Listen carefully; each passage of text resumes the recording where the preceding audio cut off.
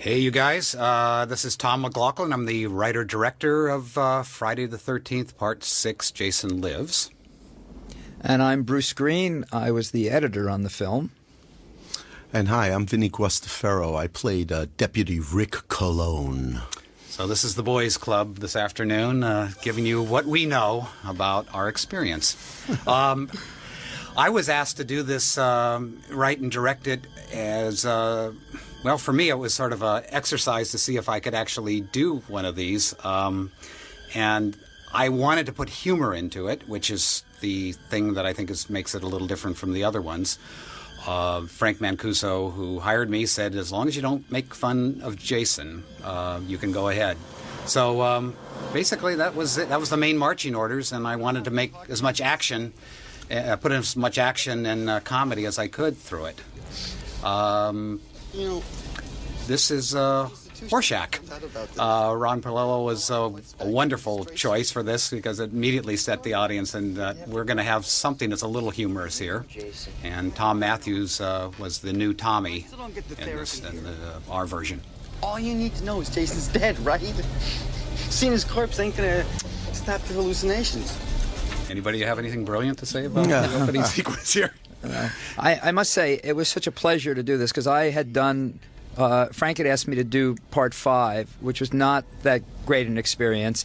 And this was just such a pleasure to do this, to work with the caliber of the actors and mostly the directing and the humor. So I really, got convinced to come back into the fold to do this. I'll try to throw in as much background as I can about the scenes. This cemetery was not a real cemetery. This was out in a huge field in Covington, Georgia. It had a great tree, couple trees. So the art department said this would be a great place to make a cemetery. So everything there is obviously fake tombstones, except Jason's, which is a actual real tombstone they had made, which sits in my backyard still, and wow. Scared many of folks. There it is in all its glory.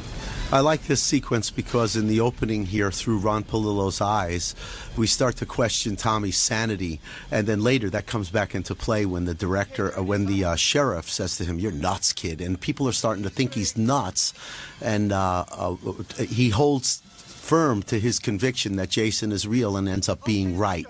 But I think in this scene it establishes that everybody is on the other side, questioning whether or not Tommy is even, level about this.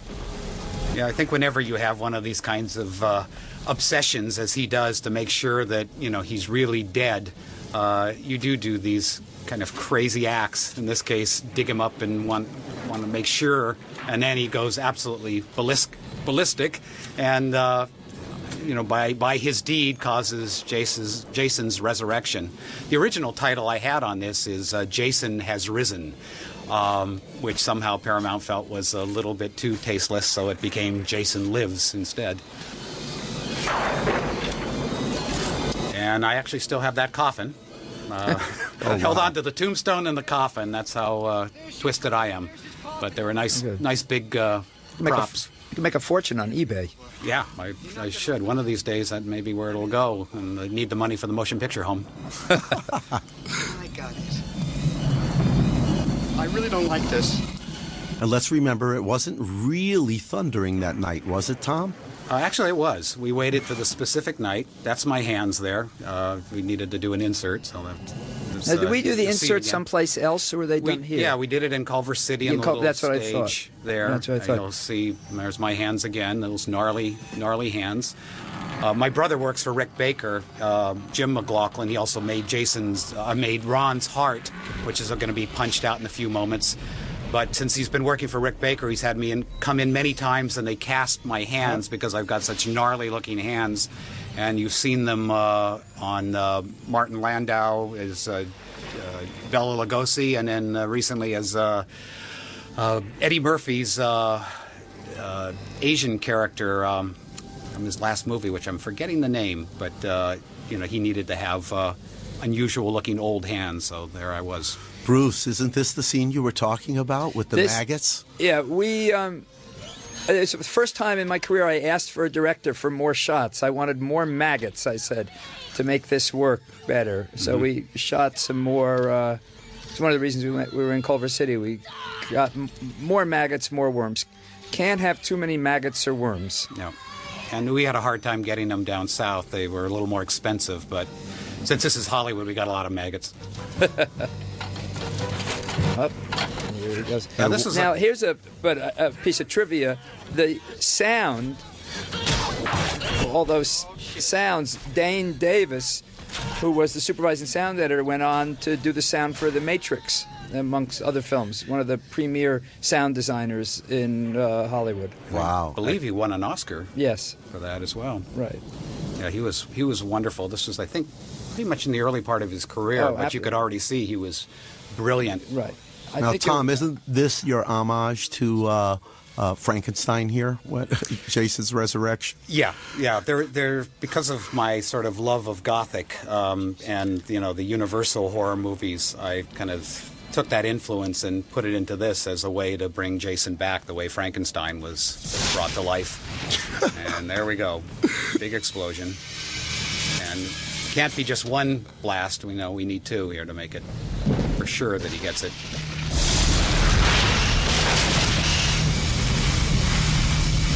I don't know if any of the other Fridays had this kind of special effect stuff. I can't remember. My favorite shot. Jason lives.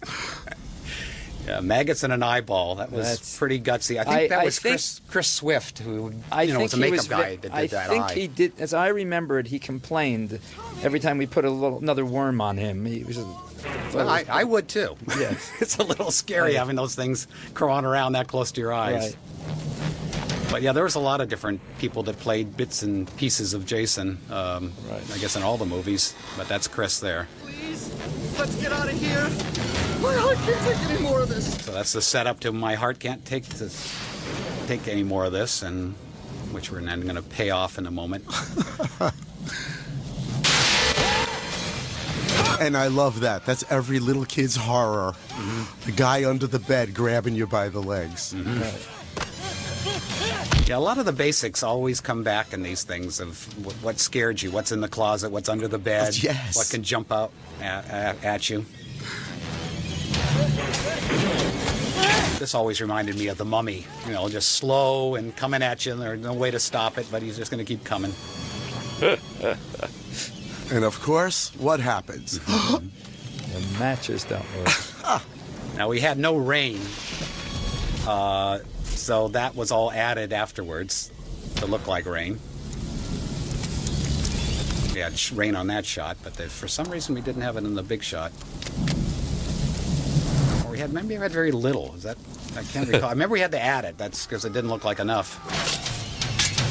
And here comes the heart. It's my brother's contribution.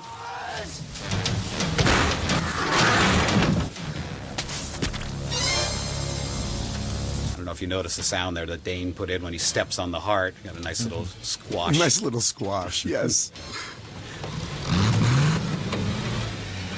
Boy, the gore level on this, actually, it's not really high, but it was at a time when the MPAA wanted to really come down. So we did 9 screenings and had to just keep cutting frames to get things so it was acceptable. I forgot this. Oh, I love this. This is the tribute to Bond. Yeah, but Jane, you can We tell got I love tributes Bond. to everything.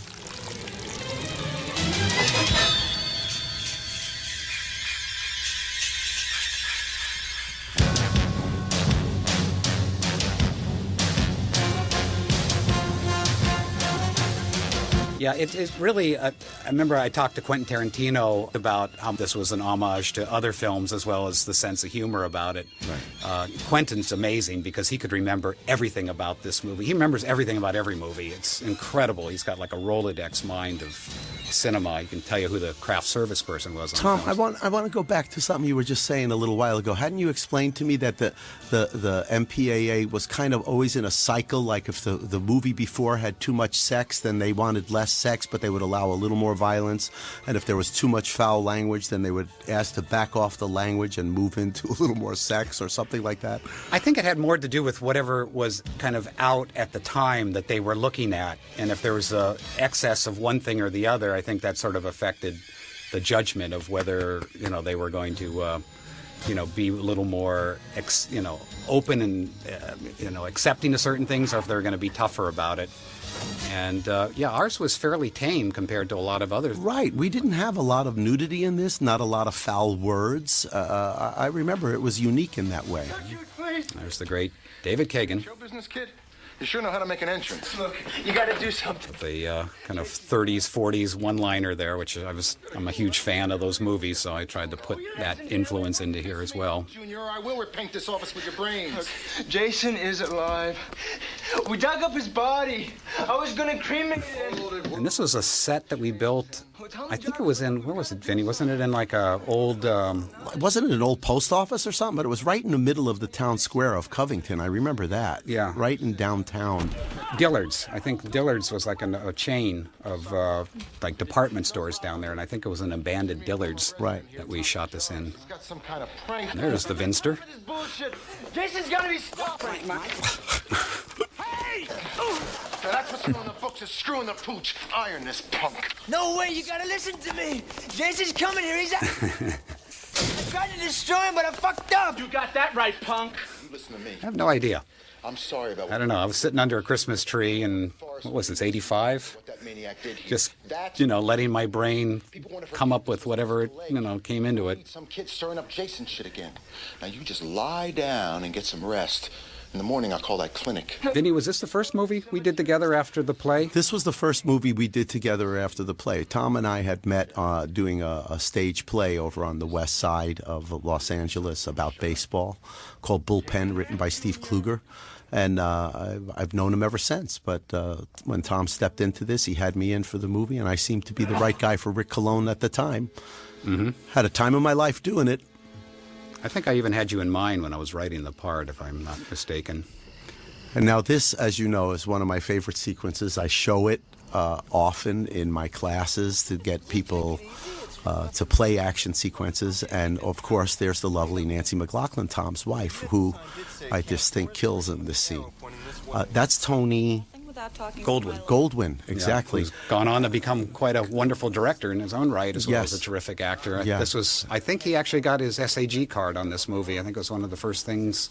But he was in Ghost with Patrick Swayze. Yeah, and went on to do that, yeah. I was just kidding, Elizabeth. Darren. So this was, it's sort of a self-contained little scene, beginning, middle, and end, with an ending on a kind of, little twist there. And we did this all in one very cold night. Very cold night. There's no way that we can do this. One in the series. If the car drops into that gully, we'll never get it out. Do you have a better suggestion? I have to also comment on Maria Mancuso's wardrobe. All these things that you're seeing the cast wearing, nobody was wearing that stuff at this time.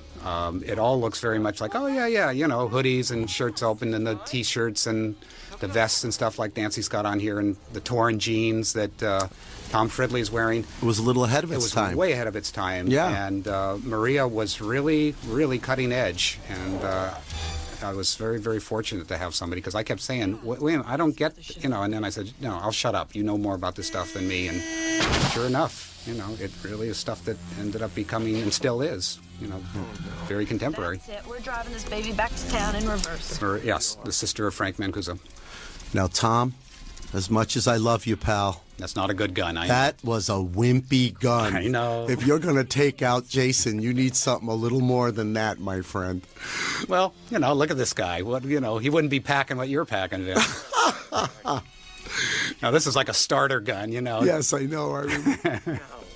But Tony sold it, and that was what's so great about it. Yeah. He's got to be a guy that doesn't know how to handle a gun, and why the hell he has one, I don't know. First. No, wait. There's a great story here. Yeah.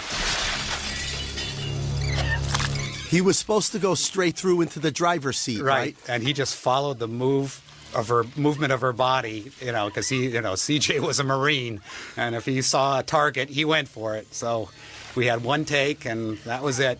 And luckily he missed. You saw the way the spear moved to the left across the windshield. That's what Tom's talking about, is it followed her. Yeah. And then this is another great story, the rig that you guys had to set up for her in this puddle. I really commend her as an actress and as a person for having done this. I mean, it was a cold night. Yeah. That water, it was just above freezing. Well, you can see the steam coming up because we tried to make it as warm as possible because it was so freezing. And then here, wasn't there sound. some kind of scuba rig or something involved with this? Yeah, Nancy actually did her own stunt, and there's "Don't Leave Home Without It" gag. I love that. But unfortunately, it didn't fit her mouth, so all the mud kept going into her mouth, and she was a good sport and just stayed down there. I have to also say, if it wasn't for Bruce Green's editing here, these sequences would not work because movies are editing, kids. It's that's where the art of making this stuff real is. I love the actors; they make it, they give you the reality, but it's the editing that gives you the movie. Hey, Come on, Bruce, that's your chance to jump in and say, gee, Tom, thanks for that stroke. I'm humbled, Tom. No, I'm humbled. It's absolutely true. Absolutely true. But here again, look at the wardrobe. I love what she did with this. And as I said, well, it's nothing new, but it was at the time. Yeah. I've got a bad feeling. Very, very unique. Well, hopefully Great looking cast, too. These were all very, very attractive kids. Jason who? Jennifer Hey, Cook. stay away from him. He's dangerous. Not dangerous. Jason is out there. He's looking for me. He's probably headed. I also used my influences of the 30s and 40s movies, actresses like Barbara Stanwyck and Jean Arthur. I was kind of in my mind for how Jennifer was to play this, kind of saucy and feisty and sense of humor and that smirk, but she can always kind of take care of something. She seems to be smarter than everybody else. I know this is a silly sexy. little technical note, but I remember this is the first movie on which a lot of us actors were learning how to be shot through jail cell bars. Because, it looks natural to the audience, but the camera's off on the side, and for you to get us in between the two bars like that, remember, there were all sorts of adjustments. And you got these stage actors who are saying, I don't know, it doesn't feel real. Well, I also had a huge help here with our production designer, Joe Garrity, because those bars are a little wider than what a real one would be like. So it did help that situation because he pointed that out to me. You're going to have a nightmare of trying to shoot through bars. And I do like that you have an affinity for firearm hardware. Yeah. That was a pump shotgun with an extended magazine that he just took out. Martin ain't a good caretaker. I'm a dad. Yes, here we have Bob Larkin, who wonderful actor, playing the caretaker, and actually had him what they call breaking the fourth wall. In other words, at a moment here, he looks right into the lens and talks right to us, which you're not supposed to do in a movie. There we go. Some folks have a strange idea of entertainment. And that line saved my ass in so many reviews because critics said, how can you hate a movie that basically criticizes the very audience that's watching it, that you have a strange idea of entertainment? But so do I. Guilty as charged. And I want to mention that Bob Larkin's voice, he's gone on to a great voiceover career, and he would be hard to identify in how many commercials and voiceovers people hear him in. Mm-hmm. I've wanted to try to keep up with everybody's career. I know Carrie Noon, with the reddish hair, she's put together a really wonderful Irish band, and I think she's kind of an expert in that. Teaches, I think, Irish music. And Tom Fridley, I'm not sure. There's a relationship to John Travolta with Tom Fridley, and I think you can see it there in his face. And Renee, I believe, is on a soap opera. I'm not sure which one it is. I think on Days of Our Lives or one of those. And then this Tom, this is a beautiful slow move of the camera, getting the audience ready for the horror that's about to happen.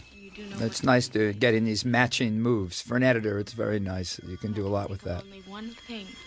Well, this was this is something I learned from Larry Kasdan, that there's got to be some point in the movie where you sort of set up the rules, like the Ark of the Covenant and Raiders of the Lost Ark. So this is stopping the movie for a moment to say, here's the history of Jason. Right. Just as an aside, because I was an assistant editor on Raiders of the Lost Ark, that sequence in front of the blackboard, Steven said once in the editing room, he said, look, I had to do this commentary, basically, this exposition. I thought, what better way? We'll have a book, we'll have a blackboard, we'll get it out of the way. And it's an entertaining sequence. And another Paramount picture. Yes, and another, we love Paramount. The Mountain. Now here's Whitney Rydbeck. Oh. He's actually a very funny comic actor. He now teaches acting at Pasadena City College here in Los Angeles. And that's Alan Blumenfeld, who I saw in Rhinoceros on the stage. He was very good. Yeah, I got to work with him again. I did an episode of Without a Trace, and he came in and was a doctor. No, he's a terrific wonderful actor. And Matthew, it's his cohort there. So this is a different Jason. Anything in the daylight. Our Jason now is Dan Bradley.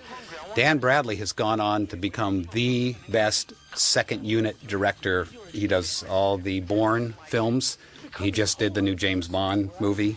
He's amazing what he does, with action and just unbelievable stunts and things. So he was our stunt coordinator at the beginning of this and played Jason. And Ann Ryerson from Second City, great improvisational actress. Yes. Sorry, guys, I didn't Mr. Command. The paintball fad was just starting at this point, and I thought it would be an interesting thing to put in here as a way to... Actually, the whole objective of this was to give Jason all these cool weapons. And I couldn't think of a better way to do it other than to, take, somebody that had all this stuff on them for some reason, that Jason got a hold of it. And the character we're about to meet in a moment here is the one that has all the stuff. Here he comes. And it's funny that they're strapping on dead bands. Yeah, that's what they did. I mean, in the game. Sort of insulting to you. She should have stayed in the kitchen where she belongs. A woman shouldn't even be allowed in these games. Not a game. Very chauvinist man here. And there he is.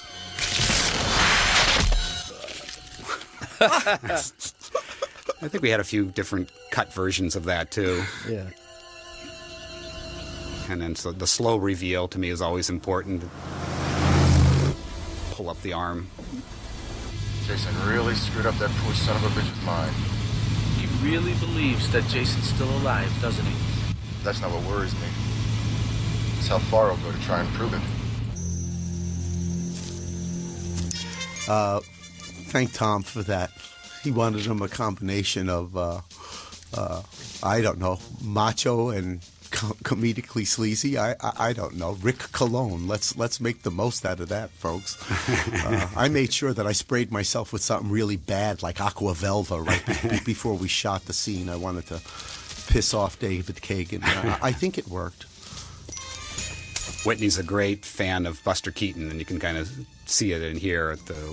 I kind of allowed him to go ahead and kind of play the proscenium here and do comic moves from side to side. He also does a great Harold Lloyd and Jack Benny. Oh, my God. Very funny guy. No. I think we only shot, I don't know, do you remember, Bruce? It was like 2 days that we shot in the daylight. I think so. I mean, it was all... I remember working on sequences, so much night and rain, and I'd walk outside and it wouldn't be raining, and the sun would be out, and you just sort of forget that when you're in the editing room, and all of a sudden it's nice out. Mm-hmm. But luckily we had a little bit of overcast. If you see... Oops. Sorry, hit the mic there. All the darkness there, I wanted this to be a burnt-out forest, and I was trying to find some area down in Georgia that had a forest fire. that I could use, and we couldn't, so we ended up spraying a lot of the trees around there and the ground to make it look burnt. And that, folks, was a triple decapitation, maybe the only one in all of the Friday movies. Yeah, the heads lobbing off, we actually showed them go all the way down and roll on the ground and things. Right. I can't remember how much we held on it. I know that on Friday, on the previous one, on 5, when Junior got decapitated, I got a note from the MPAA saying Junior's head can only bounce once, because we had 6 bounces across the, you know.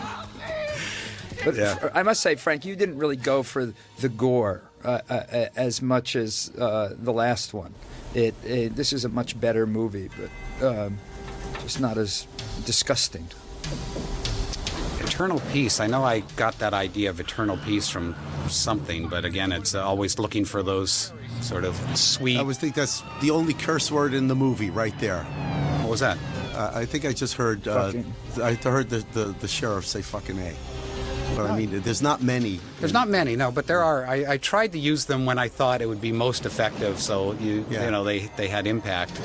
They built actually that entrance because this is a real cemetery, and I wanted them to come through something that looked like it was the main gate. And I remember we had very definite parameters in chasing him through the cemetery because we weren't allowed to walk across the graves. They were historic, remember? Yeah, right. So all of these paths we're running on were clearly marked for the actors with tape marks for us to follow to get us to our destination. And it was kind of like running through a maze. And then we all converged in this one spot to have this confrontation with Tommy. Yeah. Yeah, I guess it became a specialty of mine for a couple of years because I did it here and I did it in a couple of other movies. Running through cemeteries? Yeah. You gotta listen. But my big joy in this scene was that Tom gave me the most ridiculous-looking piece of hardware in the world to put to use. Yeah, I think we got it mail order, literally, from someplace. And then you even commented on here. Yeah. Back over. That's not right. Somebody covered it over.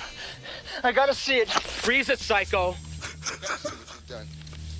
You made my deputy draw his revolver. He's been dying to try his mail-order laser scope. There it is. Wherever the red dot goes, you bang. Look at those eyes. That is one man that wants to blow a head off. Just go ahead, kid. Make a move. What are you talking about? Don't concern yourself, Martin. This kid needs treatment. Jason's not in his grave, horses! Also, if you remember at that time, ya bang was a phrase of mine. I used it a lot. And Tom said, okay. Put it in. Put it in. Dig him up.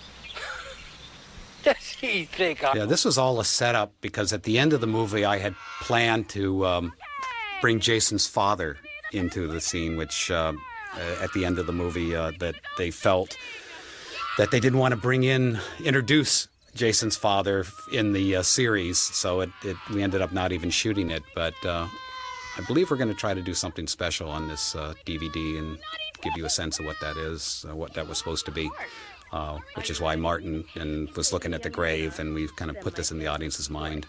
Which is? Boy Scouting, honey. Court? You've got to be kidding. You gotta be kidding. Well, these boys are brothers, actually. They look so different, but they actually were acting brothers. And very funny, very dry.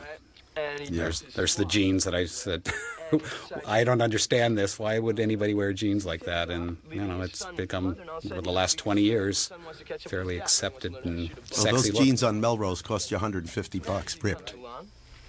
sees the rocks, his dad, he went that way, obviously. And so what happens is he comes up, knocks them all down before the mother catches up because he don't want to see any of her anymore. So, pretty much that's the basic story. Tells you where they go. If this is as exciting as it gets, we're in big trouble, dude.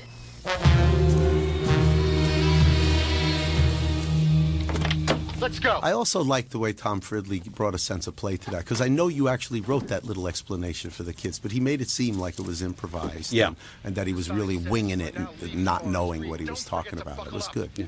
You are damn lucky, kid. With all the grief you've given me, you should be leaving wearing your balls as earrings.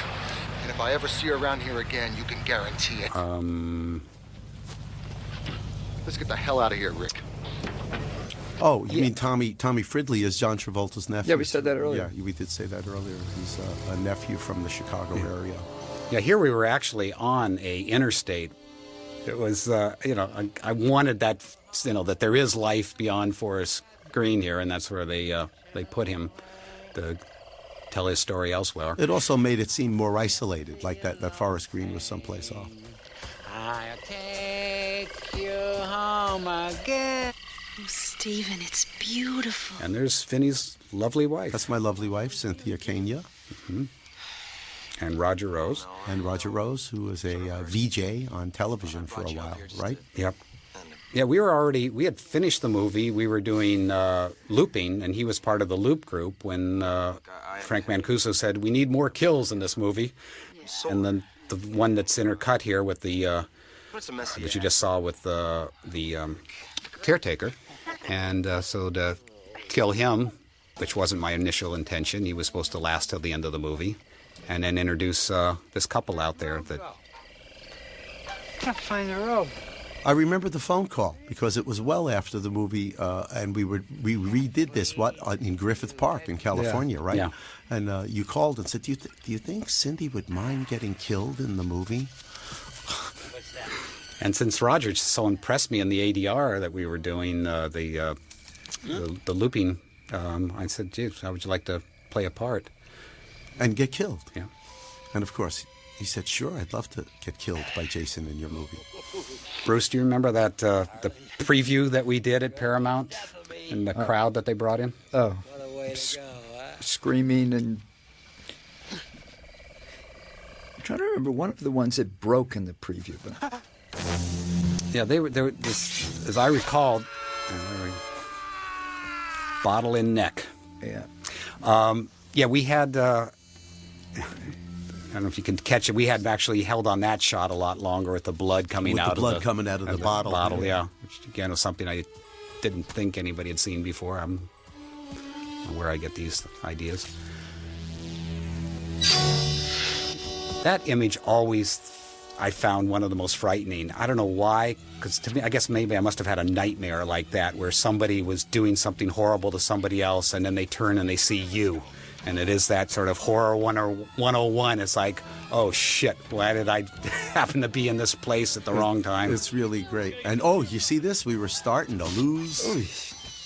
Mm-hmm. That happened right at daybreak. Wasn't Yeah. it like 5:30 a.m.? Yeah. Yeah, sun starts coming up. We did 6 weeks of 6-day nights. So it was one killer schedule. And we really were vampires. We never, saw the day, slept all day, worked all night. These are a bunch of these kind of sweet little images that I wanted with a little joke here with no exit. I forgot the hamster. There is no exit. Yeah. Right. But it is that constantly wanting to tell the audience we're having fun with this. And I think anything to be scary, there's got to be a sense of humor and humanity that takes you into that world and feel like, oh, I like these people, I like the situation of being with them, and then you're even more horrified when something happens to them. This was my attempt to make up a Friday the 13th game with a deck of cards. I don't know if anybody ever picked up on that or not, but You be the queen of diamonds. What you do is you shuffle Jason up in these cards here, and you put them in piles. Because the piles represent cabins. Well, now that you've said it, you could bet there'll be a Friday the 13th card game out in a couple of months. Somebody's going to run with that idea, Tom. Of course not. You want to bet? I'm amazed how long the genre has kept going. This past Halloween, Your dad has found out what's happening. 2008, I say if I went to a Halloween store, and there was a full-size Jason that moved. The machete went up. You could take off its mask, and sure as hell I bought it, and had it standing at my door when the trick-or-treaters came, and I was just so proud of the fact that I had an animated Jason here, 20-something years later, because they're still the monsters of the 80s that are continuing on into 2000s. So what happened? There's this monster, and he was This is little Nancy, Courtney. and named after my wife, Nancy. It was everywhere. Oh, you mean you had a bad dream? No, it was real, just like on TV. Okay, listen, sweetie. What's your name? Nancy. Well, Nancy, I'm Paula, remember? And this is Sissy. And we're going to be right out there all night so nothing can hurt you, okay? So no more bad dreams can come around here, huh? Some very, very cute little girls here. Good. They were all so sweet. You always feel guilt. Of course, I wasn't a father yet, so they were still props in a way. Once you have kids, it's a whole different thing. I don't know, if I could do the same thing. Although I did make a movie where Laurie Dan came in and shot up kindergartners, a true story that I had great, great difficulty doing that. This again is another big visual joke. This could have been a nudity scene. We chose not to because I thought it was just a little more unusual and sexy and untypical to do it with your clothes on. How much longer? It's only 10 more minutes. Darcy's a very sexy girl. I believe she's still acting, still doing things.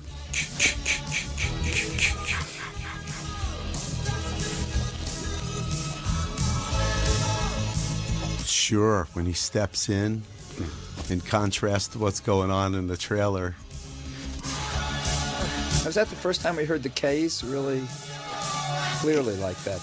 In this movie, I think in this one, it was. I always talk about too that tilt of Jason's head to have that almost dog-like, trying to understand what it is he's looking at there, and cock the head like that, which always gets a laugh as well. At the end of the song.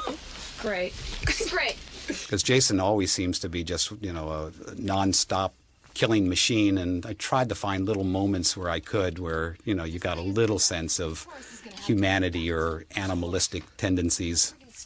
Give him just a little more character. Yeah, well, to comment on that, also, you have a great background in mime, and something as simple as a gesture with the turn of the head like that communicates so much, and I think that a lot of those little touches came from you, and they really enhanced that character of Jason rather than him being robotic. Mm-hmm. Go do it.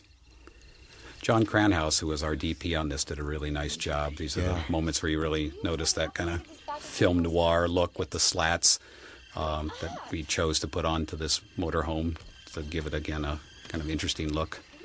All right. Tom did a very nice job, Tom Fredley, on this scene, definitely trying to, the direction was try not to be scared. And to me, that's always more scary when you're trying not to be in a situation like this. But obviously he's ready to shit in his pants.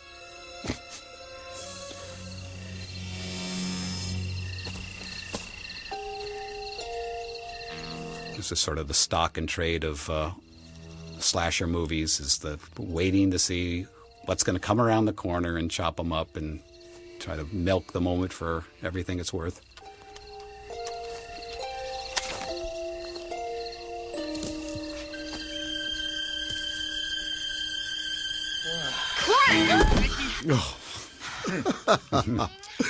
Works every time for me. What happened to it?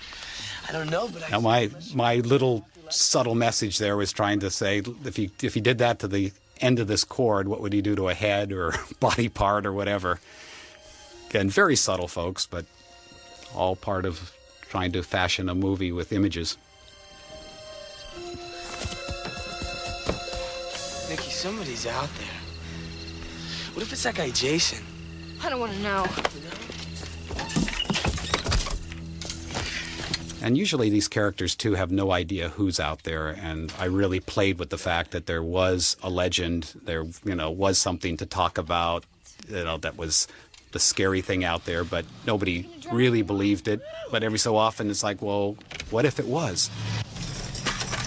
I'll never forget the night that we shot this whole sequence. This was really, really something else.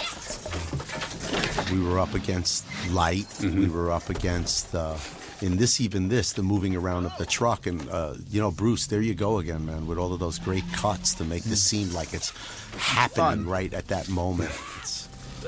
Well, this bit. This is all fun to cut, this kind of stuff. It's not bad at all.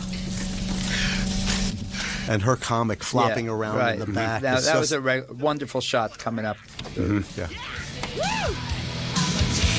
Now, this was the last night that we did this shot. We had a guy that was a stunt man that was in I think it was like in an Evel Knievel outfit, that he was driving, and he was so pumped to do this thing. He was so pumped. Well, wasn't this one of the biggest stunts in any of these movies to date? I mean, you flipped well, let's get into this.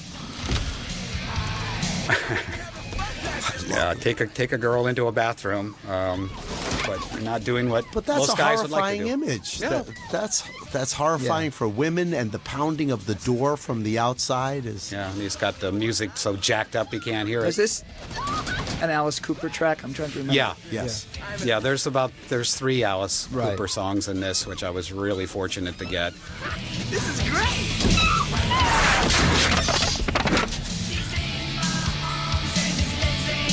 Hey, Nicky, what are you doing back there? Taking a dump? You better come back and snatch a peek? Or vice versa?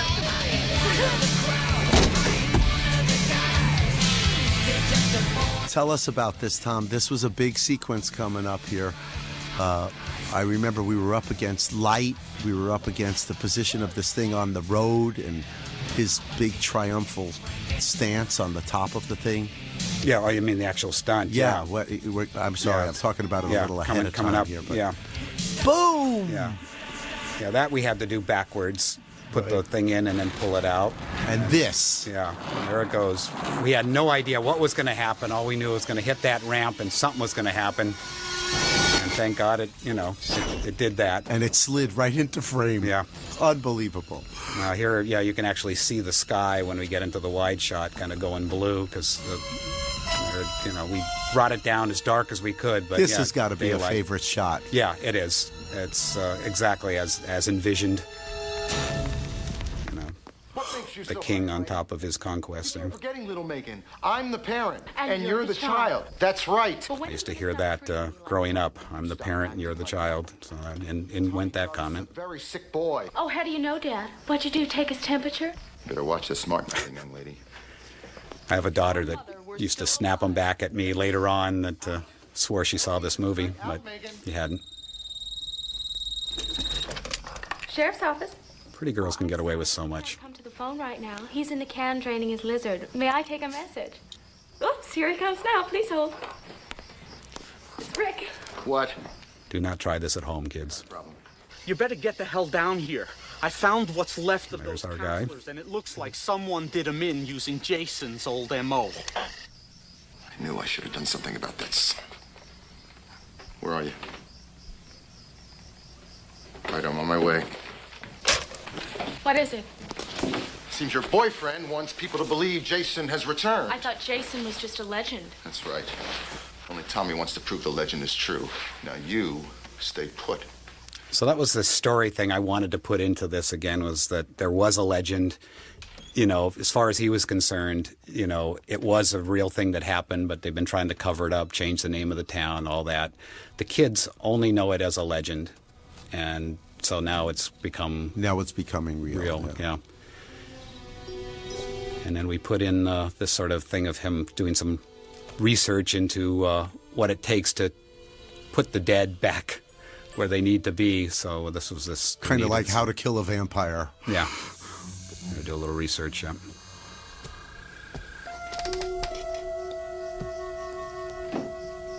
This was a bit I got from John Ford. Henry Fonda was doing this in a movie. I always found that kind of interesting, trying to hold your balance going from foot to foot, and also kept the window sort of very prominently in frame so you know something's going to come through that window. But in truth, it's the phone in the foreground that's the thing that startles her.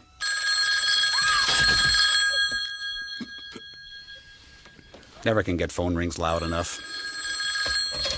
Sheriff's office. I'm sorry he's not... What a face. Gorgeous. Oh, hi. This is his daughter, Megan. I met you this morning, remember? Yeah, hi. Listen, I've got to talk to your dad about Jason. I've got a plan. But first I need to buy some supplies, and then Tommy, my father's out looking for you right now. Something happened tonight, and he's sure you're responsible for it. He finds you, he's gonna... Yeah, he made that real clear. Megan, Jason is out there. I'm positive he's... Tom Matthews had to play this part like he was a little off, you know, a little obsessed, beyond being just a normal guy on a mission, because it's a little beyond belief that somebody could come back from the dead. But again, I was kind of playing with this mythology of how you could bring somebody to life. And up there you could see Karloff's Groceries, which was obviously the nod to Frankenstein, Boris Karloff.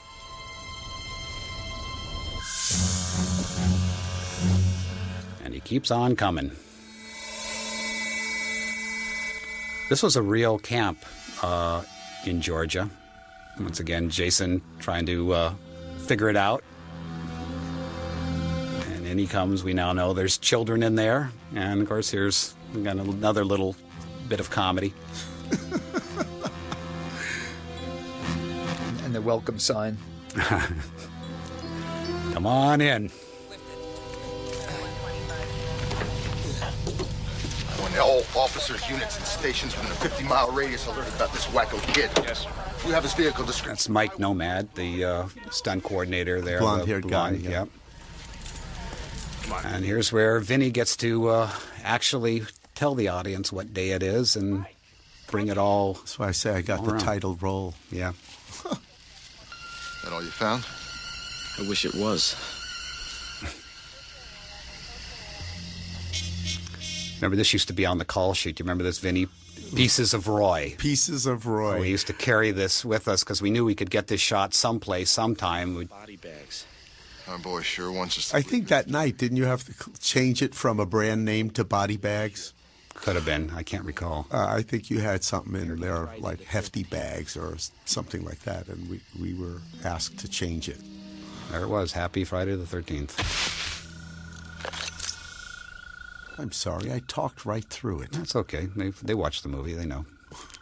This is, again, me wanting to make logic out of why phones never work in horror movies. It's like, well, somebody can go out there and chop the line, and that's it. It's not just like pulling the cord out. It's killing all communication. Well, the thing is to mention this is pre-cell phones. Yes. Yeah, I love the way technology is depicted in these. It's amazing. That 8-track player he had in the RV. Nowadays, if you did a horror film, you'd have to go to a cell tower and knock it over. Yeah. Well, I think if I had to do that, I would. Yes. Enjoyable. All right, who's out there? What's going on?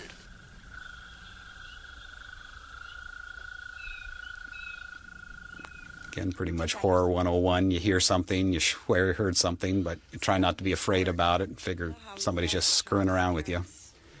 Teach him a lesson. So this was another one of those scenes, too, where all that I actually shot originally was her getting pulled through the window, and then the rest of it was the sounds. Right. So you didn't see it. After we did this preview, and Frank felt we needed to have much more of a gore factor and more deaths, we created this thing where you actually saw Sissy's head get twisted and yanked off. And it was quite graphic. You actually saw the neck stretch and the skin stretch and snap, and that ended up getting trimmed out. But I remember visiting you around Christmas time when you were either writing this sequence or something, because you were sitting actually next to your Christmas tree. And you looked up and you said to me, do you think her head should roll out of the car and hit the ground or just stay on the seat? Or some ridiculous question like that. And I looked at you like you were the wackest guy on earth. You're right. That's your good memory. Yeah, that's when we actually do discover her head. That was my intention, not see what happened to her, and then later, so we had the jump scare. Out she went. The shoes stayed. Girl goes, and then here's what we added.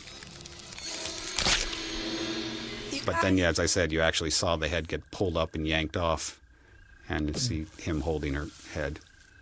I don't know how we ended up having money to shoot all this additional stuff. It was such a tight budget.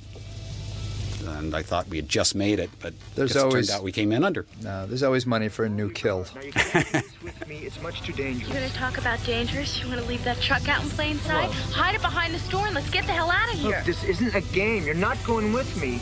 I'm already responsible for causing the Look, death. you said on the phone you needed some supplies, right? Yes, but Then let's get going. We can argue about it on the way. You tell me what you need, and I'll see to it that you get it. Megan. Besides, nobody drives this puppy but me. Yeah. Now hide that heap and let's book. Yeah, Tom Matthews was somebody that was kind of on a list of people that, were up for the part. He came in and we met, and I hadn't realized he was, sort of done a number of other horror movies, but he just, he had the right driven quality to me that I really thought would be right for Tommy. Oh. Yeah, this image I've always loved. That was something that we did originally. I love this. This is the girl that nobody believed earlier. Yeah.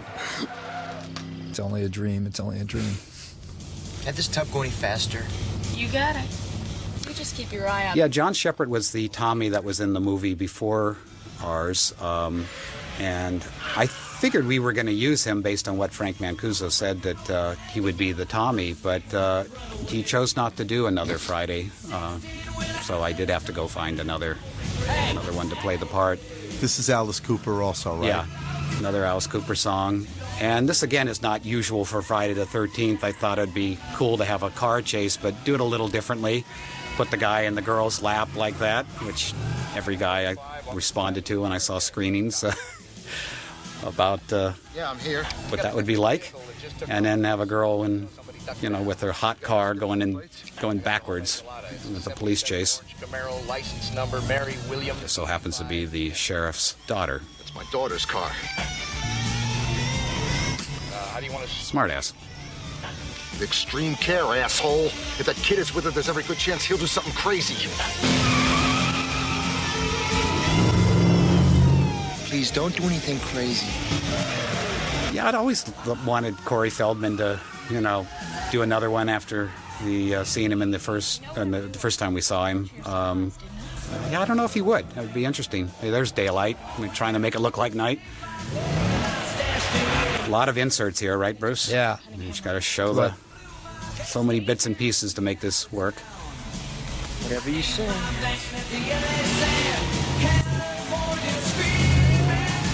No blue screen. All this was, we had to shoot on location and.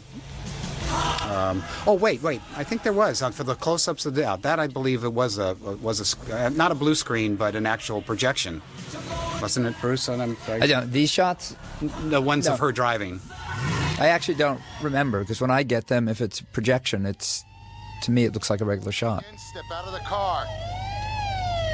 Yeah, I know all this is the real location. Yeah, this is all actually at the spot. I remember this. And that looks a little incriminating there to come up from his position. I love cuts like that, to a big close-up of that. Mm-hmm. Yeah, that blood's a little more purple than it should have been, and maybe, hopefully, when this version comes out, they'll mess with that, get a little more blood looking. But it's always trouble when you're using, fake blood to try to get it looking as realistic as you can. Every makeup person has their technique of what they use. See, I just love this, the idea that you're following the blade into the frame and we don't know who's holding it. I saw someone at my window. Where did you get this? I found it outside. You know what? Sissy and Court are playing jokes. Trying to scare each other. Why? Well, because grown-ups think it's funny to be scared. What? Never mind. I can't believe it's that late. No. I saw her and grown up, which was at some horror convention. It was quite a trip to see. Somebody you only remember like this, frozen forever on celluloid, is a grown-up young woman. There was another little comment about your audience there, too. Us, who love these movies, you said, grown-ups think it's funny to be scared. Mm-hmm. And don't we? Yeah. Now, that's the key. Oh. That's, right. See, that's a cut that works because of Harry Manfredini. Uh-huh.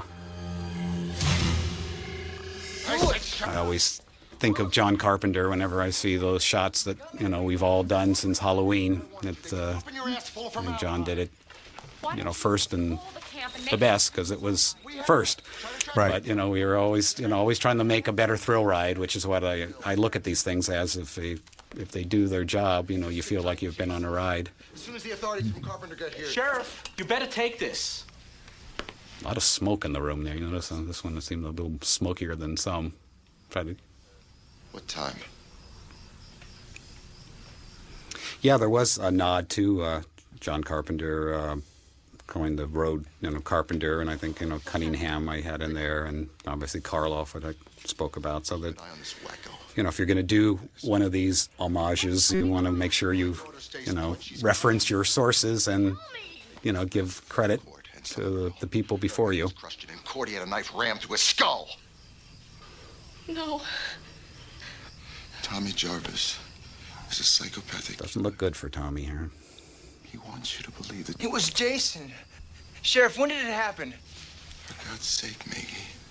Stay away from him, please. I love that you cut him in to complete the sentence there. What difference is that? What time? 8:30, 9 o'clock. Why? Tommy was with me all that time, Dad.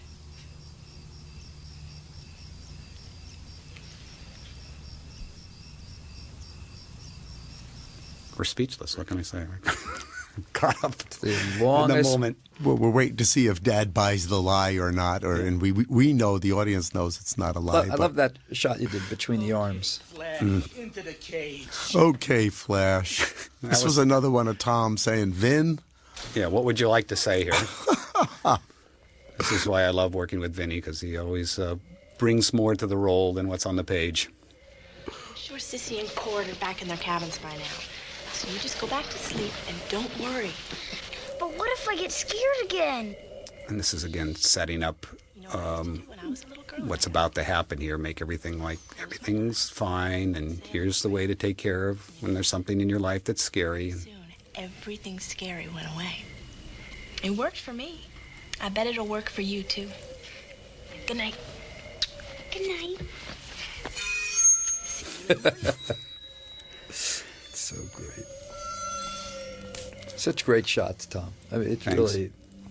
Yeah, but it's also good acting opportunities. I use that little monologue right there that she does in one of my classes to get my kids to understand that the simple intention is to comfort a child. Mm-hmm. It's a great little acting exercise right there. Yeah, it's got to be believable, or the thing that follows it doesn't mean anything. Mm-hmm. And then, the thing is to try to find something really wonderful about that image. And for me, he just looks like he's looking down lovingly at her, but we know, who he is and what he's capable of. So we invest ourselves into, oh my God. And now we know he's out there someplace, and she's next. Mm-hmm. The camera moves are always so important on these things. To have an object in between Jason's eyes, and so it looks like a point of view. Mm-hmm. I mean, these scenes are made with the point of views. I mean, in terms of the editing. Yeah, and how long you hang on each one of these shots is so crucial too, to build the tension. And we already know we like her. I mean, she's comforted children, and she's just such a likable character.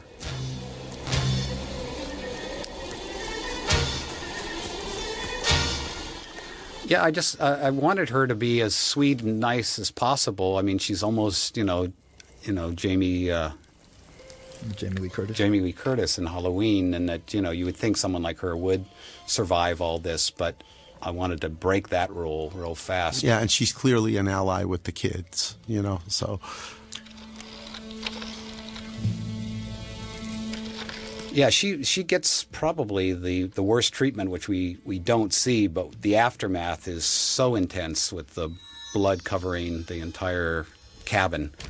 But it's gotta, to me, when something is that intense, it's got to happen off screen, and it's got to happen in the audience's imagination, because it would almost be laughable if you actually saw, what actually happened to her, because it is so intense. I agree.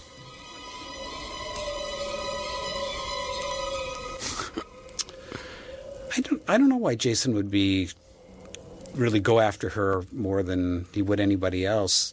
I kind of leave that up to you. Well, he saw her comforting the little kids. I mean, But I don't think he hates that. I don't know. But she just represents good so much, and he's pure evil, and here's the clash.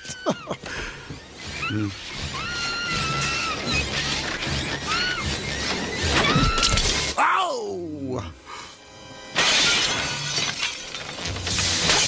Yeah, I love that image. The stunt woman did a great job, throwing her arms up. I love that image. You only had one bug. You said, Vin, this is one take, pal. See, that's for me, that's a snuff film right here. It's like he actually killed on camera a bug. Something actually died in this movie for your enjoyment. But this is pure Vinny, this whole scene. But in terms of storytelling, what's hanging over your head right now is those poor kids, and Jason's out there with that all those little children. Right. Which I don't think has ever been in any of the other Fridays. No. Yeah, that wasn't. You're right. He was always just out there, but not out there with children or more vulnerable victims. Yes. Yeah, and we've just killed the mother figure. Right. That would have taken care of them. That can't go away without mentioning that rubber band landing on his shoulder. That was a 1 in a million thing that it actually landed there, and then never could do that twice. What she's drawing is all. There, you happy? So this was just obviously a whole ruse to fool Vinny so they could get the keys.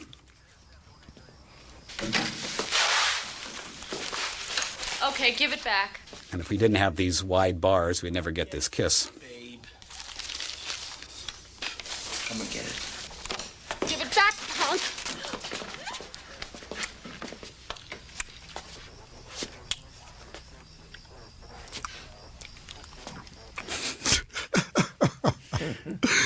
Acting while kissing. I love it.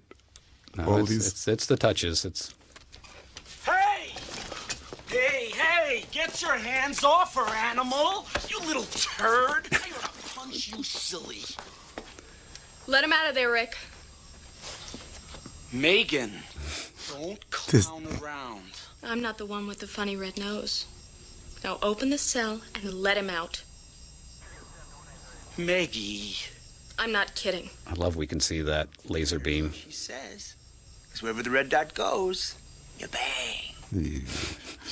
I remember this was a pretty technical scene because that was actually, it wasn't a laser that could hurt our eyes, but it did project a little red beam, remember? Mm-hmm. We had to turn into it and hit the mark with your nose. Yeah. Nowadays you just CGI it in and you wouldn't worry about it. But, those days we had to smoke it up, make sure we could read it, and really grateful we did.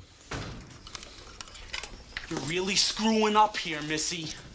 Don't do this, Megan! Megan! Never thought about putting the red dot on Jason. I don't know, it didn't. I must say the paintball on Jason is a great touch. Yeah. And Jason looking down.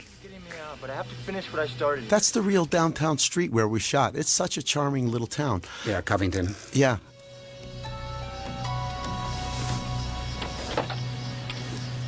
Come on, Hot Lips, let's go. You drive, I'll navigate.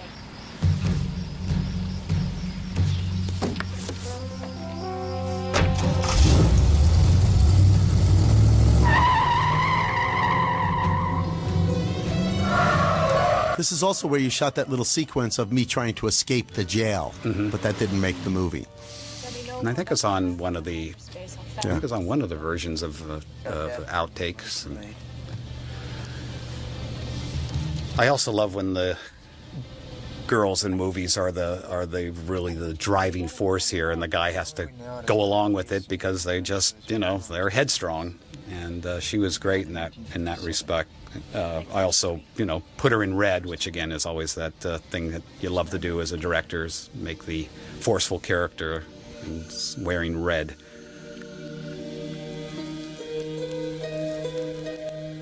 Back to peaceful, and here he comes. Now this is really scary to me because as a kid, when you laid in bed at night and you really thought something was in your room but you were afraid to open your eyes, this is the kind of thing that you imagined you would see. We had a lot of hamster footage. Yeah. But you found the best piece, right. The two hamsters getting cozy together in their little wheel. Freaked out. And the boogeyman walking through.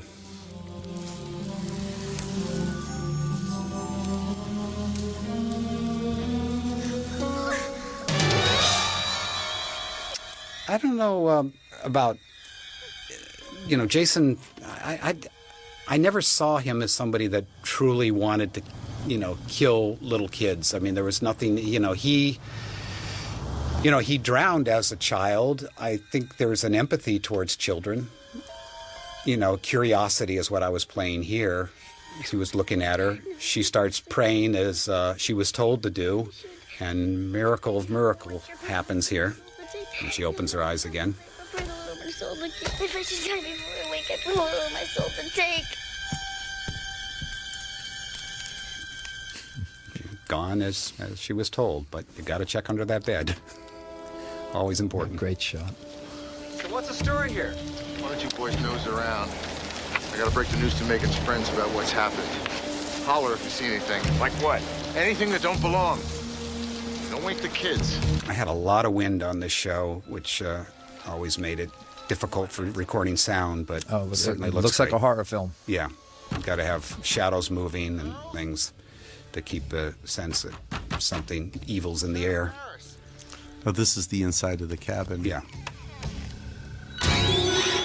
Whatever he did, it was pretty horrible. The blood on the popcorn is pretty, pretty good. Special effects guys love that kind of stuff because they can just have a field day throwing that blood everywhere. And this is Mike Nomad, our wonderful stunt coordinator. Hair a little long for a cop, but I don't know. Yeah, but it's rural. It's rural, yeah. Funny, now he gets to use another one of his little weapons that he got from the paintballers.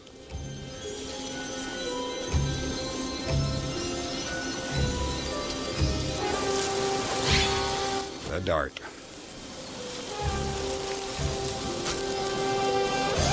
Hey! Mike doing his own stunt there. Yeah, excellent. And cut to the dartboard. Exactly. From darts to darts. All for sense of humor, an attempted one.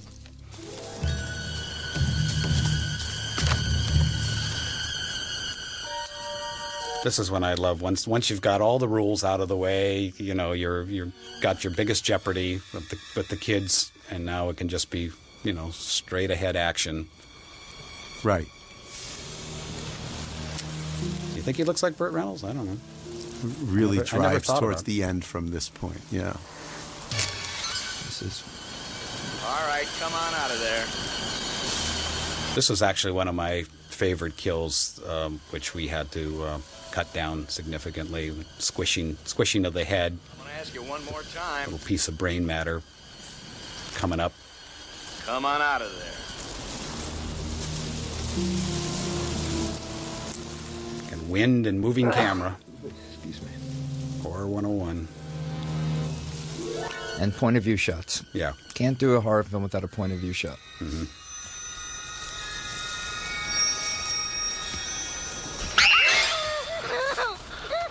Hey. Oh, you just made me jump out of my skin again. Now you go on back to bed. No, there's a scary man. What scary man? There he be. Always reminds me of Superman. Oh, this is a This great is, yeah. effect. I love this. Yeah, you just don't. The take that we really loved, unfortunately, was taken out, where you really saw his skull come up through his head, and the MTA said, no. Oh, no, it's okay. It's okay. Everything's all right. Everything's okay, honey. It's okay.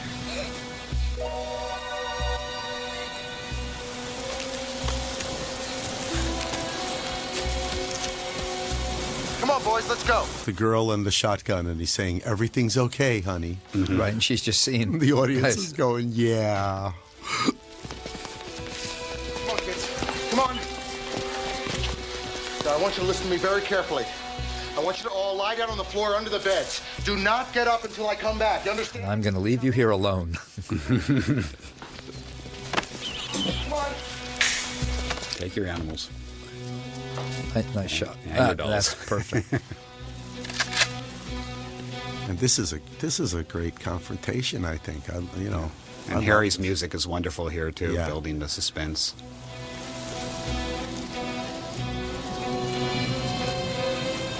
Yeah, this is all about music and editing. You even have green brain matter coming out of his nose or something. I don't know what the hell I was thinking on that. And there But he he is. backs up in horror films. Mm-hmm. Yeah, I think it's the only time anybody ever backs up is in movies.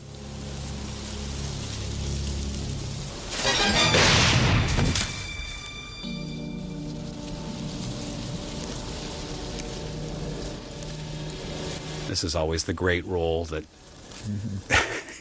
he's supposed to be dead. You know he's not, and you just keep doing it anyway, waiting for when he's going to jump up.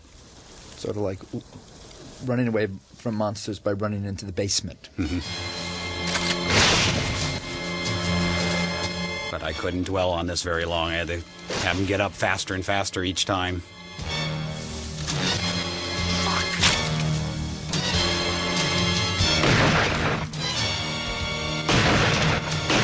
Mm-hmm.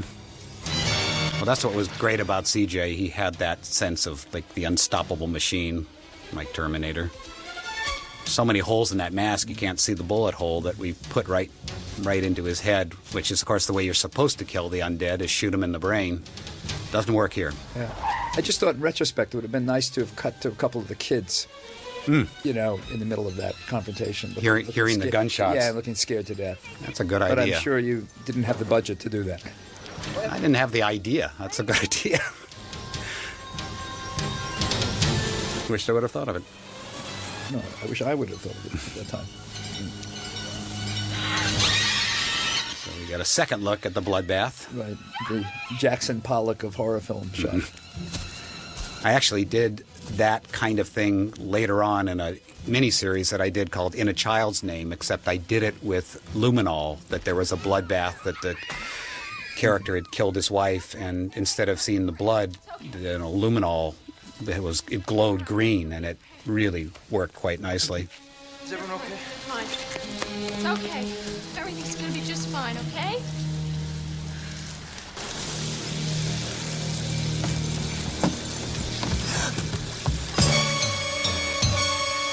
Well, you don't want that boat. I don't know where I got this whole idea of, chain him to the bottom of the lake. I think it was just in that sort of horror mythology of returning something to where it supposedly its resting place was. Which I guess, I don't know if that's the vampire legend where you have to put the vampire back To his soil. Yeah, that's a soil, right? I don't know. I'll go home, okay? It was Christmas. I was under a tree. I didn't know what I was doing. You were before and stay. It sounded good at the time. Go ahead. I think I mainly wanted to, not totally destroy Jason. I just wanted to put him down. I think we're dead meat. So this is the setup for these boys, and then the big payoff is the next line. Next time we see them. Dad, where are you? Megan! Use your dad's radio to call for help! And an ambulance!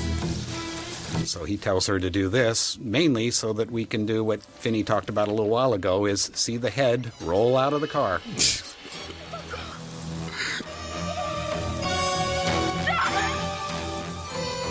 I wished I had a crane so I could just keep going up and up and up, but this is as far as I was able to go with our budget with the equipment that I had. But then it was worth it for this payoff here with the boys. Real dead meat. So, what were you gonna be when you grew up?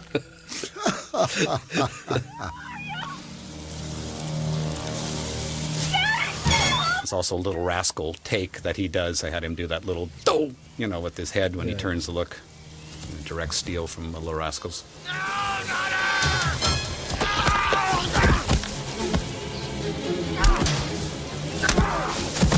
As if he's going to kick him to death. But the father finds inhuman strength Yes. here to take out an inhuman opponent. Oh, And this it is looks like he's gonna win. Yeah, this was biblical to destroy Cain and Abel with the rock. That was one of my favorite things because it was a bloodless kill, but it certainly got the audience going crazy to see somebody bent backwards and snap.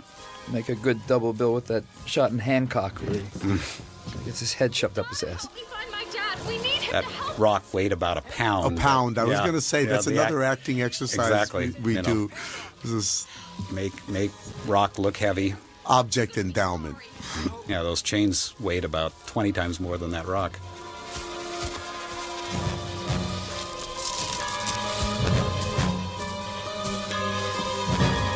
It's funny, the way CJ's walking here is kind of the way Robert Patrick, I think, in the second Terminator movie. Yes, exactly. Which I don't believe came out yet. Get back in the cabin with the kids. I think that was just pure CJ. Wait a minute, you can't do this! Back in there before it's too late.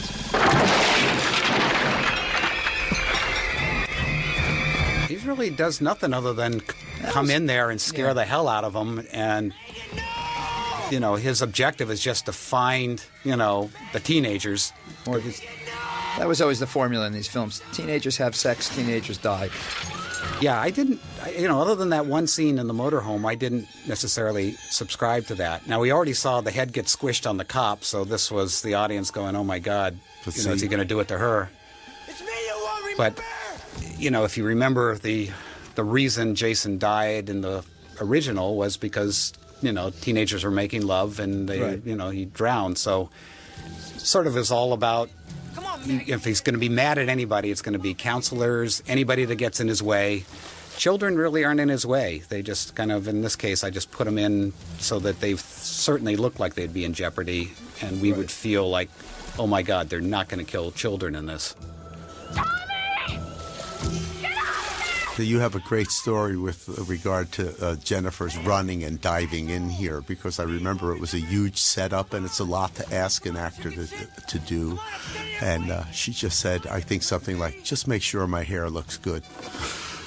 I don't remember that. I remember I don't think she really dived into the water. Yes, she did. This is great. This is like the shark point of view, you know, in Jaws. Yeah, that's actually a pool at USC, those shots, and then some of it was obviously on the real lake. And all these nice push-ins you did. Everything's got a little bit of a push-in in it.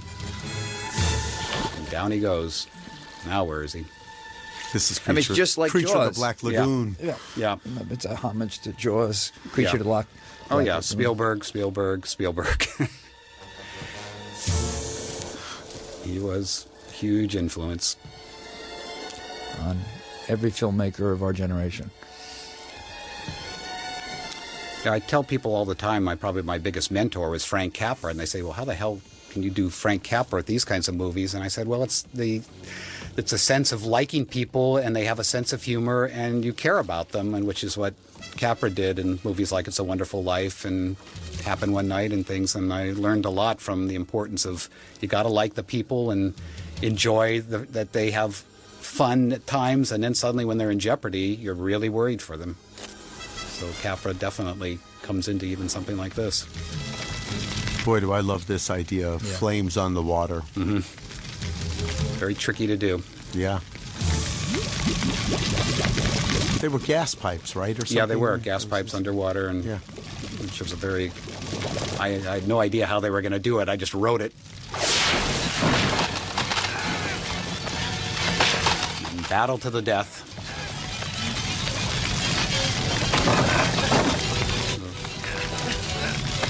This was a fun scene to cut. Yeah, this is all pure editing to make all this work. Make the unbelievable believable. Yeah, but once again, Bruce, it's great because of the pace you give it to. It makes it frantic. It makes the audience sit on the edge of their seat. And then with the music there, it's just like, I don't know, I'm a sucker for these movies. I love them. And Dane Davis, the sound effects really fabulous. Yeah, the sounds of chains on the bottom of a boat and stuff. It's great stuff. Yeah, and the flames. It is all about sound and image, ultimately. Oh, and him on fire. I remember that. Yeah, having somebody on fire in water, another tricky thing. And since that was really CJ, we couldn't keep him on fire too long. Look. Ooh. There's the original, Camp Crystal Lake sign. Somebody put Camp Blood across it. I think anyone listening to this commentary knows how much we really like this movie. We're really all skewed. We're just sitting here really bubbling and enjoying it, and it's really something. This whole underwater thing was actually shot in my parents' pool in Culver City. My dad just loved the fact that we had a little film crew out there doing this. He was in hog heaven. But we really fucked up the filtration system of the pool because we chopped up Jason's head in there and all the gook and stuff went right into the filter, so had to get him a new filter. But it was worth it.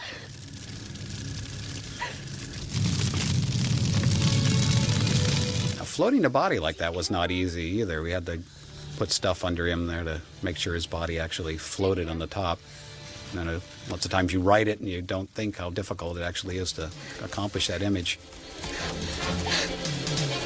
See, this is where she jumps in, but I think she just jumped into a pad right there. But maybe I'm wrong. Because, I mean, there we're, in the if pool. If you trust me, you're wrong. I remember the night she did it. But it was at the location. Yeah. Oh. I remember doing all this stuff, at USC, but because that real water was filled with water moccasins and God knows what, so I was not keen about anybody going in that water for very long.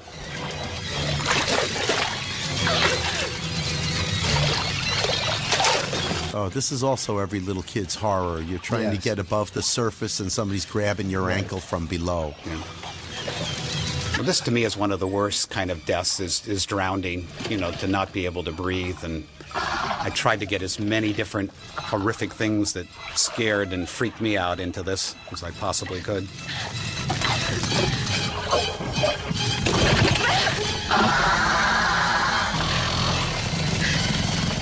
That, right there, that's very Spielberg too, Tom. Mm-hmm. It doesn't work, it finally works. Mm-hmm.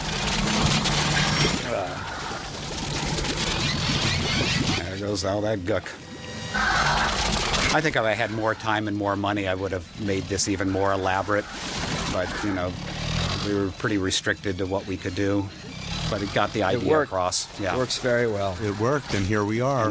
But that snap was great, and then all the gook coming up. Again, so much of that is Dane putting his horrible sounds in there.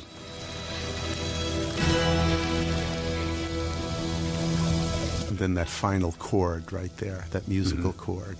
Yeah, Harry's great. This was like 5 a.m. I kept saying to all the parents of these kids, if you have to take them home, go, because this is so late. It's like, no, they're happy. They love it.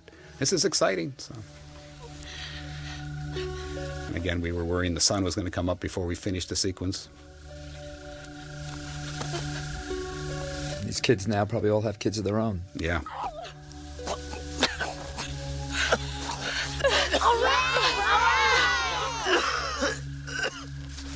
You can see little Nancy's hands folded there. I had a shot where she actually started praying like crazy, and then she looked up and said, "Thank you."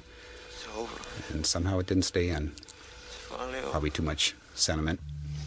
You just said something about the parents, and I remember them all being very supportive. Oh, and they were. I wouldn't be surprised if some of the fan mail we still get today is from some of these people. Yeah, I love that image of the light going out on Crystal Lake. Supposedly Jason's over, but we all know better. Mm-hmm. We had so many endings, as I mentioned. We had Jason's father. I had the mask popping up. Is this Lake Hollywood? No. No. That's okay. it.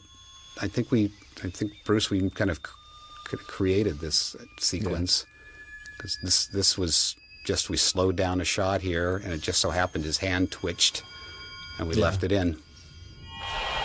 And then we grabbed that. And that's upside down. Mm-hmm. So yeah, it was really one of those things where, how you end these things is so crucial. And as I said, I had one idea. Then we even shot one with Vinny in there. That was a funny one where we didn't know if it was Jason's father that walked in or if it was Jason when you were in that cell. And there he is. Good movie. I'm sorry? They cut back to me still stuck in the jail cell. And then slowly a door opens and my eyes go towards the door and we don't know who's coming in. And that's what Tom was just saying. We don't know if that was going to be Jason's dad or Jason or what. Right. Yeah, we kept moving in and moving in. People don't want to joke at the end, and they want to know Right. Jason's alive. Yeah. Right. You know. Yeah, I go back to John Carpenter's Halloween, and that when he had that shot where Mike Myers was not there when they looked again, you know, which told us, no, he's still out there. Mm-hmm. It just scared the hell out of everybody, and because that was very, very different. You always killed the monster at the end. There was always that cathartic thing that the bad guy goes, and what happens if he's still out there? My assistant Jonas Thaler just went by. Was the post-production supervisor on all of the Rings movies down in New Zealand. Oh, great! Wow, really? Yeah. It's always you always wonder what happened to so many of the he's people done you great. worked with. He's probably the best post-production supervisor in the business. The Lord of the Rings, Narnia. He's huge. And all these special makeup guys have all gone on, had incredible careers, doing all these movies that you guys probably have seen.